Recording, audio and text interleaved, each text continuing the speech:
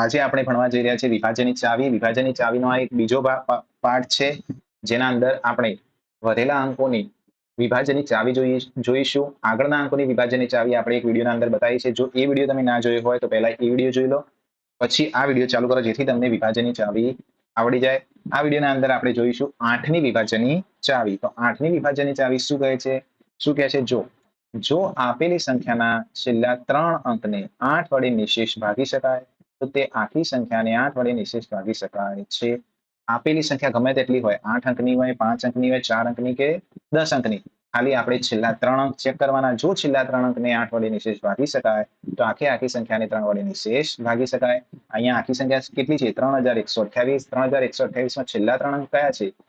128. તો શું કહે છે? 128 ને તમે પહેલા 8 વડે ભાગો. આખી સંખ્યાને નહીં, ખાલી 128 ને ભાગો. 8 એકા 8, કેટલા વધશે? 4, 48. 8 છગ 48. તો 0 0, શેષ વધી 0. તો કહે છે હા, 128 ને 8 વડે નિશેષ ભાગી શકાય છે.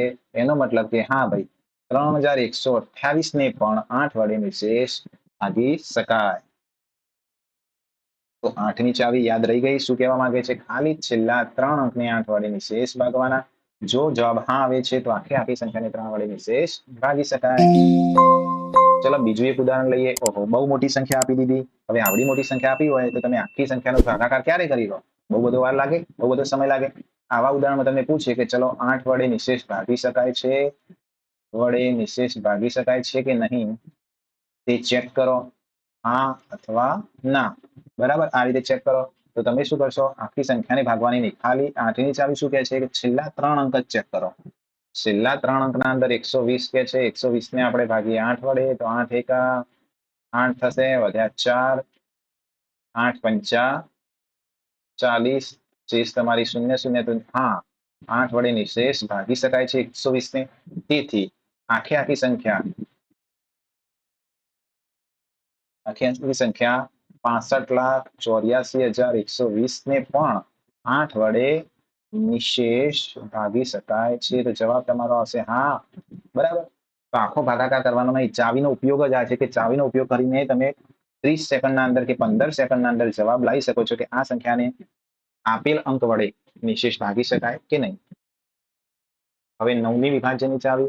9ની ચાવી શું કહે છે? જો આપેલી સંખ્યાના અંકોનો સરવાળો 9નો ગુણાંક હોય અથવા 9ના ઘડિયામાં આવતો હોય, તો તે આખી સંખ્યાને 9 વડે નિશેષ ભાગી શકાય છે.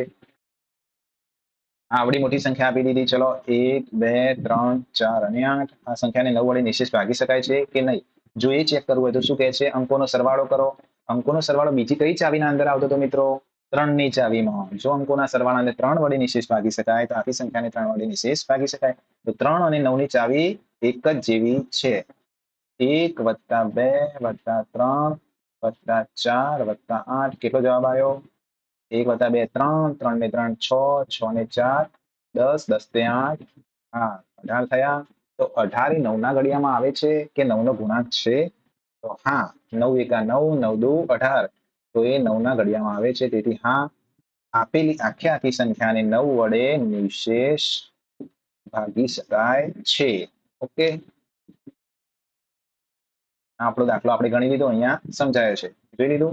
તો આપણે લખી શકીએ કે 12,348 ને 9 વડે નિશેષ ભાગી શકાય છે. ચલો બીજું એક ઉદાહરણ જોઈએ. બીજું ઉદાહરણ શું છે? 8,973. તો 8,973 ને 9 વડે નિશેષ ભાગી શકાય છે કે નહીં, તે ચેક કરવાનું છે. બરાબર, તો ચેક કરીએ. શું કરીએ? અંકોનો સરવાળો કરીએ. 8 વત્તા 9 વત્તા 7 વત્તા 3. જવાબ કેટલો આવશે? 27. નીચે જવાબ પણ આવી ગયો છે, 27 જવાબ આવ્યો અંકોનો સરવાળો. તો અંકોના સરવાળો 9નો ગુણાંક છે કે નહીં, તે ચેક કરો. તો 9 એકા 9, 9 દુ 18, 9 તરી 27. તો 27 એ 9ના ઘડિયામાં આવે છે. તેથી 8,973 ને 9 વડે નિશેષ ભાગી શકાય છે. આવડી ગઈ 9ની ચાવી. સૌથી અઘરામાં અઘરી ચાવી આવશે હવે 10ની ચાવી. અઘરામાં અઘરી નહીં મિત્રો, મજાક કરતો તો. સૌથી ઈઝીમાં ઈઝી એટલે સૌથી સરળ ચાવી 10ની છે. કશું જ ચેક કરવાનું નથી. શું ચેક કરવાનું? જો આપેલી સંખ્યાનો એકમનો અંક 0 હોય તો તે સંખ્યાને 10 વડે નિશેષ ભાગી શકાય છે. કશું જોવાનું નહીં, એકમનો અંક ચેક કરવાનો. જો 0 હોય તો હા 10 વડે નિશેષ ભાગી શકાય, અને 0 ના હોય તો ના. ચલો અહીંયા ઉદાહરણ આપ્યું છે 25,430. એકમનો અંક ચેક કરો, 0 છે તો હા આને 10 વડે નિશેષ ભાગી શકાય. બીજું ઉદાહરણ જોઈએ 2,546. એકમનો અંક 0 છે, ના નથી ભાઈ, તો આને 10 વડે નિશેષ ભાગી શકાય નહીં. બરાબર. તો આ સાથે તમારી વિભાજ્યની ચાવીઓનું ચેપ્ટર અહીંયા પૂરું થાય છે.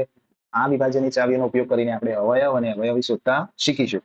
તો મળીએ આપણા નેક્સ્ટ વિડીયોના અંદર, નેક્સ્ટ ચેપ્ટરના અંદર. તમે તમારી તૈયારી ચાલુ રાખજો, ઘરે પણ પ્રેક્ટિસ કરતા રહેજો.